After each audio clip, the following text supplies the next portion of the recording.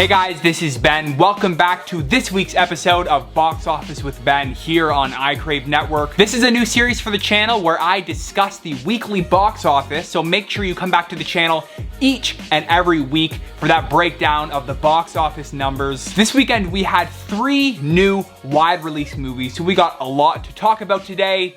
So let's jump into it. The Bad Guys, the newest film from DreamWorks Animation, was the winner of the box office this weekend with a $24 million opening. This is almost exactly what I predicted last week. I predicted that it would open at $25 million, so I was almost right on the money there. I think this is a pretty solid opening for DreamWorks, all things considered. It's actually bigger than their most recent couple of movies. A couple of them were released during the pandemic, but Abominable, which came out in 2019, and even Captain Underpants from 2017, both opened smaller than The Bad Guys. So 24 million is a solid number for this movie, which is a testament to how families want some movies to bring their kids to. They are hungry for some family movies at the theaters, and The Bad Guys was the one to do it. It got an A cinema score, which is really good. That means that this movie has really great word of mouth and that the families that went to see this movie loved it. It also got a 93% audience score on Rotten Tomatoes.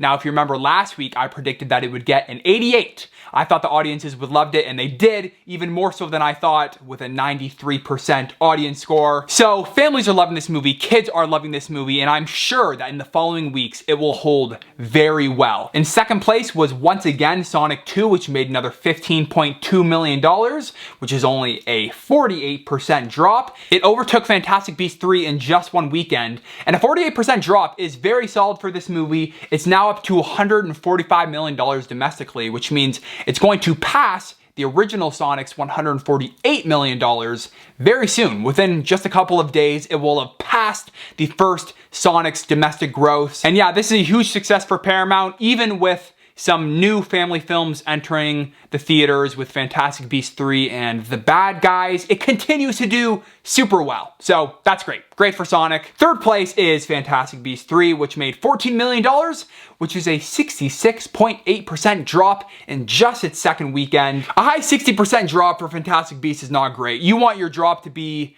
in the 50s if you're a big blockbuster, maybe low 60s. Again, this does tell us a lot about the state of the Harry Potter brand, the state of the Wizarding World franchise. Some changes need to be made. Warner Brothers needs to think about what direction they're going to take this franchise in, because clearly audiences just don't really care as much about these movies as they once did. It continues to do okay though worldwide. It's now up to $280 million. But at this rate, it will likely be the first Harry Potter film to not break $500 million worldwide. Even Crimes of Grindelwald made upwards of $600 million. So I'm very curious to see if they're going to greenlight Fantastic Beasts 4 or 5. The Northman, which was another new wide release this weekend, opened with $12 million. This is better than my predicted $8 million, but $12 million is still not great, all things considered. This is a film that costed anywhere between $70 to $90 million.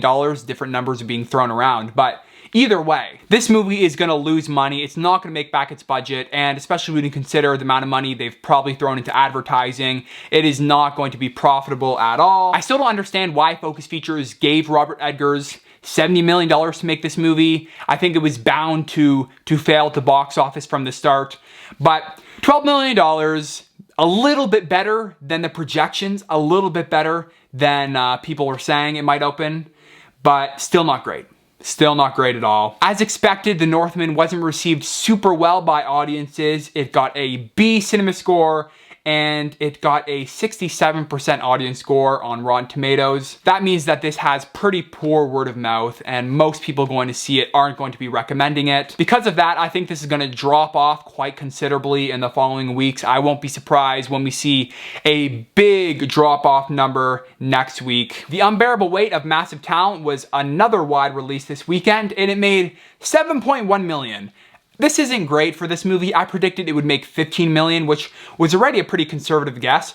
So $7.1 million isn't great when you consider that this is supposed to be a crowd-pleasing, fun, comedy, Nick Cage movie. It seems like audiences just weren't really interested in it. I don't think this movie was marketed very well. I don't think people really understood that this was kind of a meta Nick Cage comedy reflection on his career kind of thing. I don't think that was really communicated through its marketing. So 7.1 million is not great, especially considering that it had a $30 million budget, around a $30 million budget. So this thing will need to hold really, really well for it to have a chance at making its budget back. It got a B+ cinema score, which is all right. Again, not incredible when you consider that this is supposed to be a crowd-pleasing comedy. It got an 87% audience score on Rotten Tomatoes, which was right around my prediction of 85. So audiences are liking this movie, not loving it, not over the moon about it, but they're enjoying it. They're enjoying this movie. I think it'll hold all right in the following weeks, but we'll find out. All right, now for the rest of the top 10.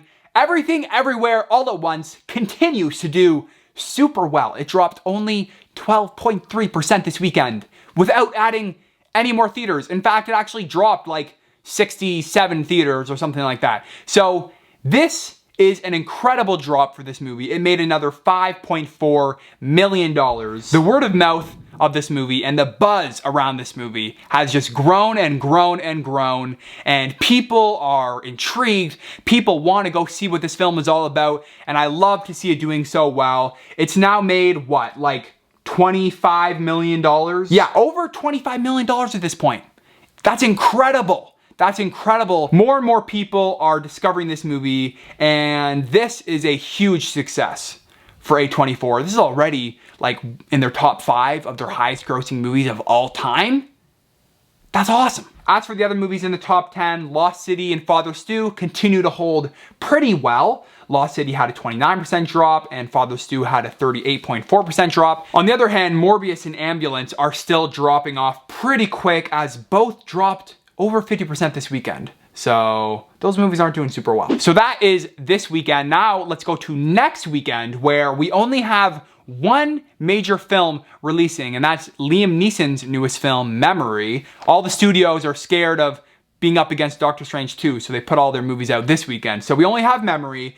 I'm predicting that it might make $5 million. Liam Neeson is an interesting case. A lot of people joke about all of his movies being the same, and they kind of are, and they all kind of open around the same. During the pandemic, his films were opening at like only $3 million, but he's had some big openings before. He's had like $20 million openings, but I don't think this is gonna be one of those, especially when you consider how many movies right now people have to go see at the box office, how many options people have. I'm also not sure of the audience awareness on this movie. The marketing hasn't been great. I haven't seen a lot from this movie. I kind of forgot this movie was even coming out. One thing going for it is that it is the director of Casino Royale, so you have a bit of a more, you know, respected director behind the camera. As for an audience score prediction, I'm gonna put mine at 80%. I think that the audiences who choose to see this movie will kind of know what they're getting into, and I think they'll like it. I don't know. I'll put my prediction at 80%. And as for my cinema score prediction, which I thought I would add into my little prediction section, I'm gonna give it a B+ as my prediction. Again, I think that the audiences who choose to go to see it will kind of know what they're getting into. All right, so that's it. That is the weekly box office from April 22nd to 24th, 2022. Let me know what you guys think of these numbers and of the openings for The Bad Guys, The Northman, and The Unbearable Weight of Massive Talent. Subscribe to the channel and like this video if you enjoyed. Hit that bell notification icon so you don't miss any of our future uploads. And I will be back with the box office next week. See ya.